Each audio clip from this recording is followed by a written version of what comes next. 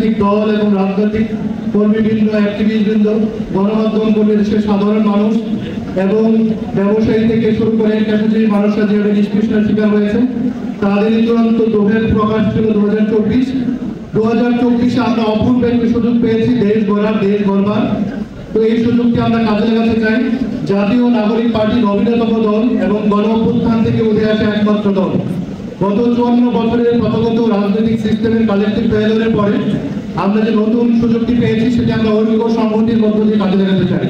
5 আগস্টের স্বৈরাচার পতনের পরে পুলিশ আন্দোলন যখন পালিয়ে গেল, যখন আইন শৃঙ্খলা পরিস্থিতি খুবই নড়বড়ে ছিল, পুলিশ ফাংশনাল ছিল না, তখন কিন্তু আমরা রাজনৈতিক দল সহ আমাদের সাধারণ মানুষদের দায়িত্বশীল ভূমিকা দেখেছি।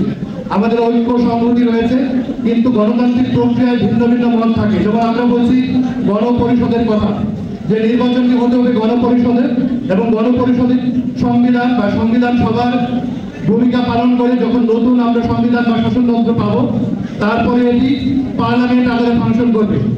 অন্য রাজনৈতিক দলের ভিন্নমত রয়েছে, কিন্তু আমরা এটি ঐক্য প্রক্রিয়ার একটা অংশ দেখছি। ইতিমধ্যে 6টি সংস্কার কমিশন 166 দিন প্রস্তাবনা দিয়েছে, তার মধ্য দিয়ে রাজনৈতিক দলগুলো মতামত দিচ্ছে এবং জুলাই চার্টার হবে।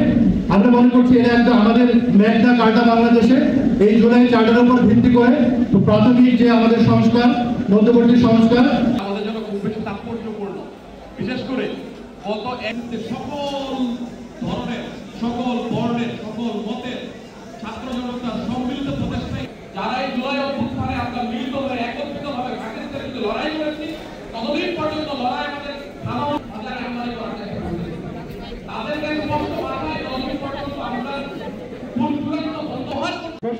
ছাত্র আন্দোলন সহ ক্রিয়াশীল সমস্ত রাজনৈতিক দলের নেতৃবৃন্দকে আবারও ধন্যবাদ নিশ্চিত হবে। সর্বোপরি আমাদের সাংবিধানিক বিধিবদ্ধ প্রতিষ্ঠানসমূহের সংস্কারের মধ্য দিয়ে আমরা একটি জাতীয় নির্বাচন চাচ্ছি। শুধুমাত্র নির্বাচনই শেষ কথা নয়, পুলিশ হোক, অন্যান্য সশস্ত্র বাহিনীর সদস্য হোক, যৌলিক হোক, ছাত্রলীগ হোক, স্বেচ্ছাসেবক লীগ হোক, তাদের জন্য সকল মানদণ্ড মেনে বিচার হতে হবে।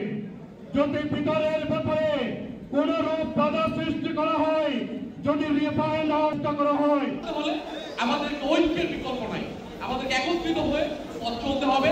আমি সকলের এটাই বলবো, এনসিপি চাই। ধন্যবাদ এমএম সাহেব ভাইয়াকে। তার অনেক দুঃখ জ্ঞাপন করছি, আমরা দুঃখ প্রকাশ করছি।